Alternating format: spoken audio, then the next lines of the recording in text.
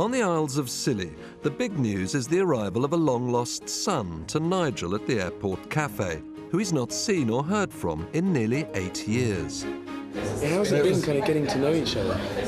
It's been very good. He's a fantastic lad. He's a very nice bloke. I'm very proud of him. Now Greg needs to make some big decisions. Does he stay on Scilly or does he leave? Small businesses are having to come up with new ideas to survive the current economic downturn. The Reverend David's concerned. There are a number of workshops, although I must say they're all tourism dependent, but I mean potteries, galleries and all that sort of thing.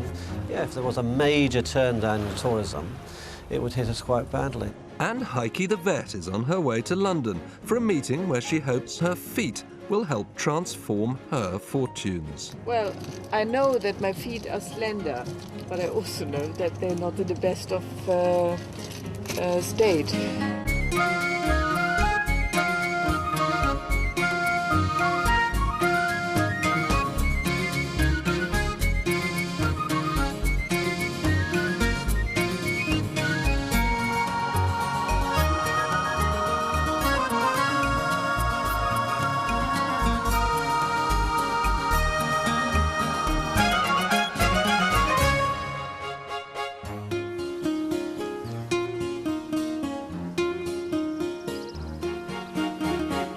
As Scilly edges towards the height of the summer season, on the surface at least, life appears to be proceeding normally. But beneath the smiles, there's a certain general disquiet. It's been 6 days since the 4 island rowers left New York on the start of their 3,000-mile voyage back home to Scilly, but there's been little for the islanders to do but wait for news.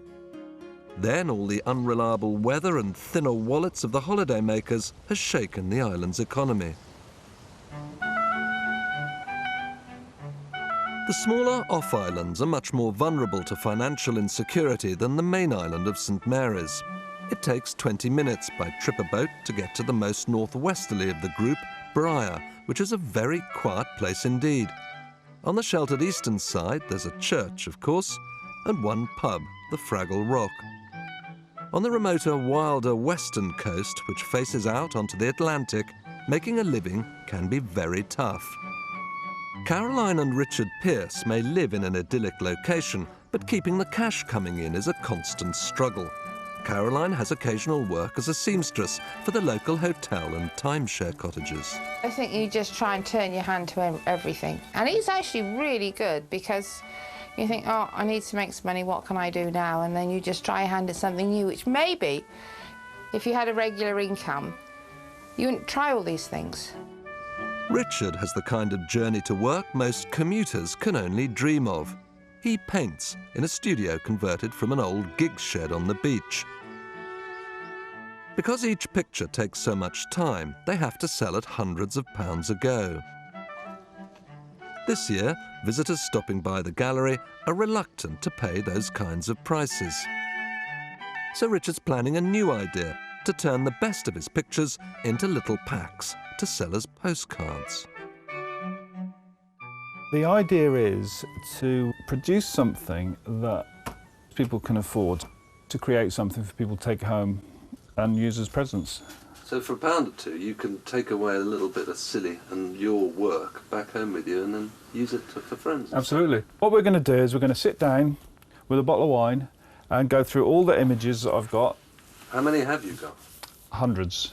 It is a bit of a gamble, really, because, you know, we're sort of sailing close to the wind on this because it is quite a lot of money involved for us.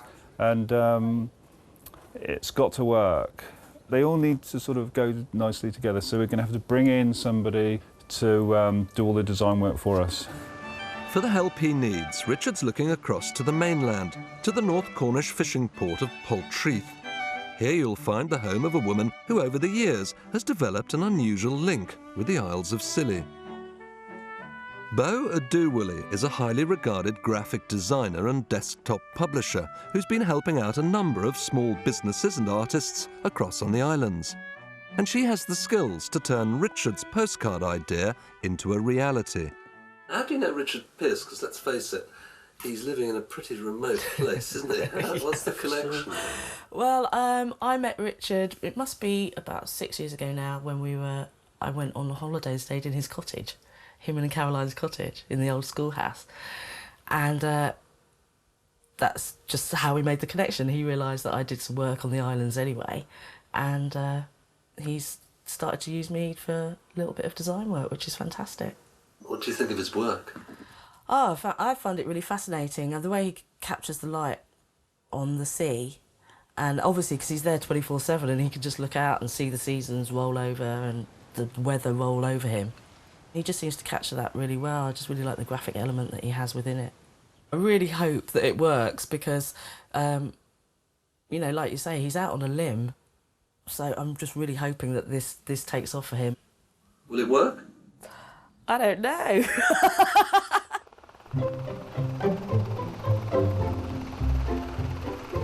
For the 5 inhabited Isles of Scilly, way out in the Atlantic Ocean, the little airport on the main island of St Mary's is a vital hub.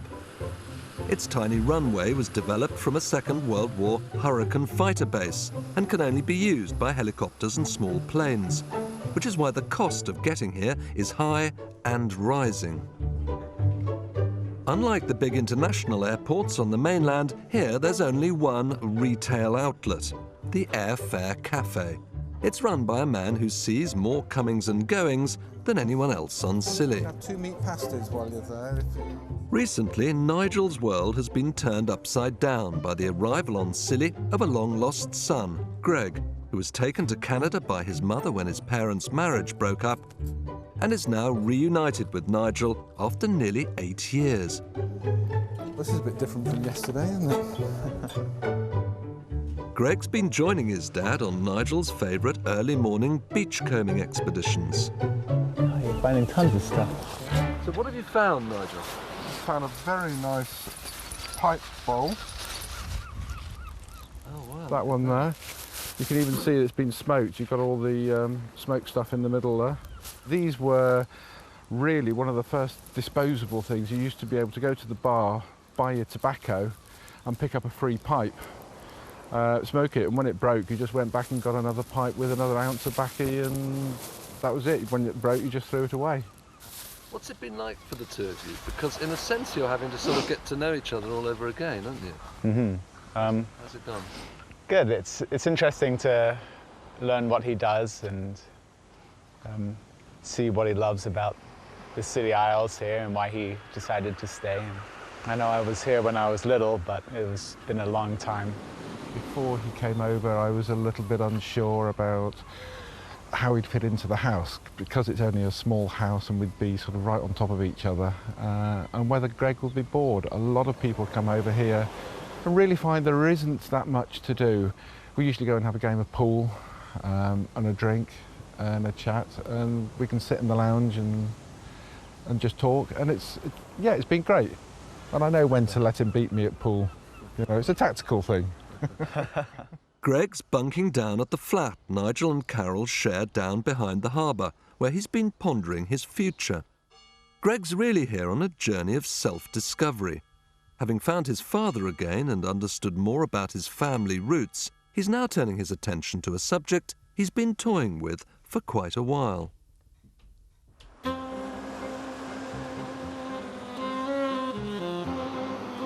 At Paddington Station in London, Heike the vet and her son Sammy are arriving at the start of an adventure which they hope could change their fortunes.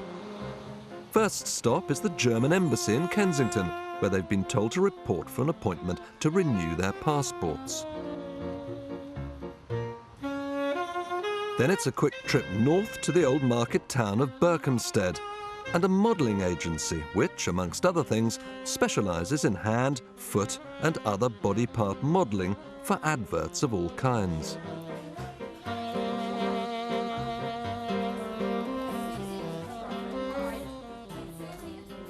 How are you feeling, Heike?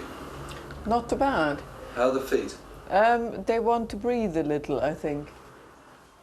How do you think they're looking? Oh, they're getting better. They're all right, I think. You had a little blister, didn't you, on the side of your heel? Well, I had 3 blisters on this heel, and on this foot I also have a wound there.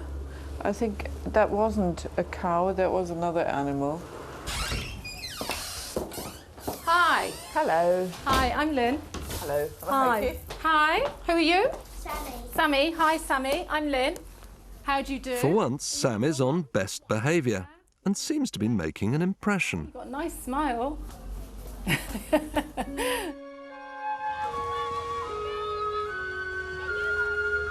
Back on St Mary's, the Methodist minister David Easton is becoming concerned by the recent threats to the long-term prosperity of Scilly. He knows the islanders must keep coming up with new ideas to survive financially. Should the islanders think more about diversifying into other ways of earning a living? Well, I suppose they should, but you have to ask yourself the question, what would they diversify into? I mean, traditionally there's been the farming and flower farming and so on, and some fishing and other sort of things like that, but they're never going to be major industries here. I mean, there are people who do work in those fields, but there's always that extra added cost of getting whatever you produce to the mainland. You've got to pay to get it on the boat or on the helicopter or the plane or whatever. Perhaps a diversification will come with lots of individuals or small groups of people doing lots of different things rather than, say, 1 or 2 major alternatives. Which is why, in its own small way, today is an important day in the life of one particular island family. Probably the best known of the smaller Isles of Scilly is Tresco. It's beautifully maintained and boasts one of the finest subtropical gardens in Europe. Apart from St Mary's, Tresco is the only other island to have a landing strip. Today, amongst the visitors, Beau the designer is arriving from the mainland for a number of appointments with island clients, including the artist Richard Pearce. And Beau's fiancé Dave's come along to share her fabulous journey to work. From Tresco, it's a short boat trip across to Briar. Hi, Caroline. How you doing? There are no cars here, so Richard's wife Caroline's waiting to pick them up on the quad. You remember Dave, don't you? Yeah, right. With your speckled spots. Yeah. Beautiful day. Oh, this is great. Back on the mainland at the modelling agency, they're putting Heike's feet through their paces. They actually want to make sure that your feet are in tip-top condition. OK, you are damaged, though, I see on your feet, but it's Crunch your job. bit, Your job. But I'm going to get myself steel-capped rubber boots, and hopefully it won't happen again. OK. But all the work we do, and the majority of the campaigns, and all the castings for the campaigns, are done in London. So how would you possibly logistically get here? I could probably do it. I mean, it didn't take me long from yesterday in the evening till today to get here with a sleeper. Right. The downside is, though, that the amount of money it costs to go on the casting will probably eat into the amount of money you would make if you got the job. That would be a downside. If that's the downside of living where you are. But I know you brought your son along. Yeah?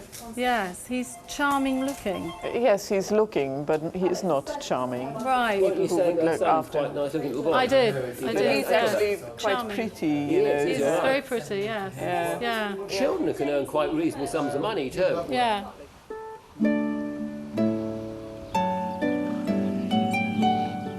Back on Briar, Beau is going through the proofs of her packs of postcards with Richard and Caroline. Wow, we've been waiting for this for a while, haven't we, Caroline? Well, I don't know, she's been pretty quick. Oh, yeah, I don't mean that. Yeah, beg your pardon, yeah. What I mean is with excitement and anticipation. Yeah. This is fantastic. Just what I wanted. Excellent. What do you reckon, Caroline? I really like the colour of the bag. Yep. The colours are fantastic. I really like the way that you've managed to reproduce the colours from those original ones. You know, nice blues there. Yep. It'll look much better when it's printed properly. Yeah, I realise that. Yeah, and the cards. The colours will be much more vibrant. And this is... Yeah. And more solid. Yeah. So, Richard, this is the first time you've seen the proofs. What do you think of them? I haven't seen this. I'm really pleased with it. I'm so happy, and one of my best customers, I reckon. I've come out and visit you guys over here. It's just so wonderful. So, yeah, I'm really pleased you like it, and I'll get it off to print. Lovely. It would have been a bit of a downer if you'd come all this way and he'd said he didn't like it. Well, yeah, but the view's okay. How much money is this cost? Well, it's going to probably cost us, I think it's probably, I don't think we'll have a lot of change out of 3,000. Really? Just for these packs? Yep. Is that your joint money, or is that his money, or is that your money? Everything we have, we share. Ooh. So if this goes wrong... If this goes wrong, I'll be in the doghouse. We'll be having a lean winter. Then Beau and Dave snatch a few moments alone to enjoy the island. Their visit has prompted an idea they've been thinking about for a while. It's a special place for us. We've come here a few times together, and last time we were here, on Valentine's Day, Beau proposed to me, being a leap year. Oh, she actually proposed to you here? That's right, on Tresco. On Tresco. And I'd be a fool to have said no. And we are contemplating getting married here on the islands, because it is... You want to get married on Scilly? We're thinking about it. It is such a special place. I'd love to do it. I think it's the sort of the logistics, really, of getting all of our family from all over the place to here. But it's something that we're definitely considering. And we could get married here and have a party on the mainland. Yeah, have a party in Cornwall when we get home. That'd be quite good fun. So that'd be a bit of a dream come true. It would be amazing. It would be lovely. It would be lovely.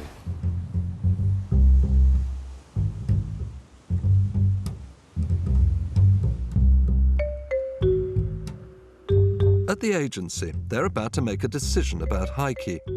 They don't just deal in body parts here, they provide models for a huge range of big magazine and advertising agencies.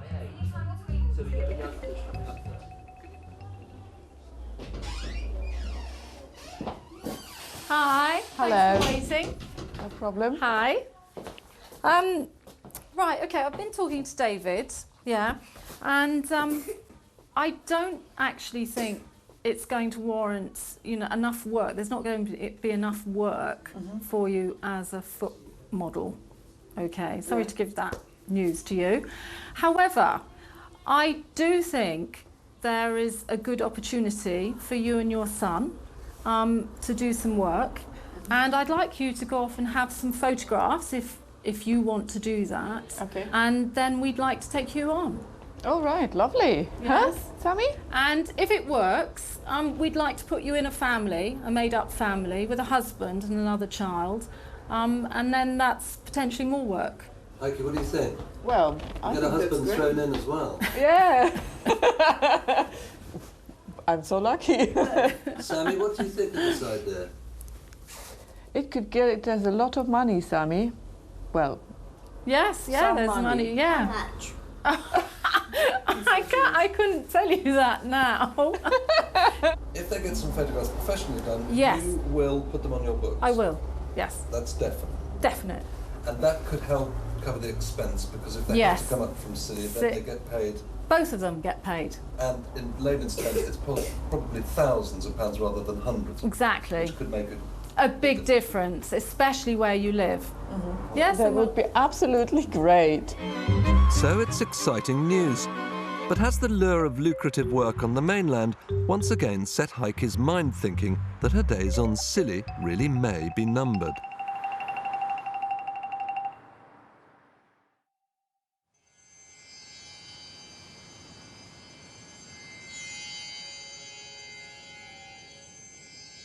In his father's flat back on St Mary's, Greg's pursuing his interest in exploring his own spirituality.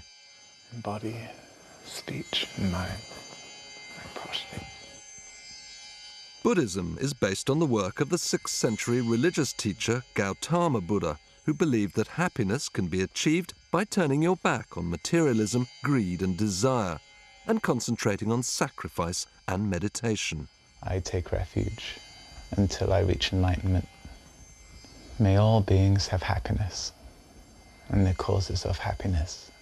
May they never be separated from the genuine happiness, which is free of suffering. I've been looking at Buddhism for a while now, and I'm kind of hoping that it will lead to some meaning in my life. So how important is it to you? It's very close to the top, very, very important. People, myself included, don't understand what it takes to be happy. I think spirituality can answer that question, whether it be Christianity or Buddhism. Raising love in my heart, I guess, and just understanding what life is about. Greg's been spending time in long chats with the Reverend David. Have you said love in your heart or love inside you to love other people, presumably? Yes. I mean, and that's what you're searching for. Everyone's goal is basically to be happy, and we need to be seeking it in the right places. But I think it's great that you're actually, you know, searching for these things, because as I say, most people don't even bother. Greg's also taken to visiting David's chapel just behind the beach. From the building, I get peace and a place to think. I don't know whether God exists or not, but I'm here to learn, and the teachings of God, or those in the Bible, are very relevant to today's life, and it's well worth studying the Bible thoroughly to get a good idea of how to live. People often find in religious buildings a sort of an atmosphere or a feeling of peace. It's a place where people ask and explore important questions like, you know, baptism, birth, funerals, death, marriage, our relationships and so on, those sorts of things, which are really quite important questions, really. And the fact that Greg is not a Christian and is unsure about even the existence of a God, that is not a problem. Well, I think it's great that he actually is wanting to explore some of these issues. I mean, most of us probably pass through life without thinking much about them one way or the other. So here is somebody who is actually seriously thinking about his life and where he wants to go and what he wants to do.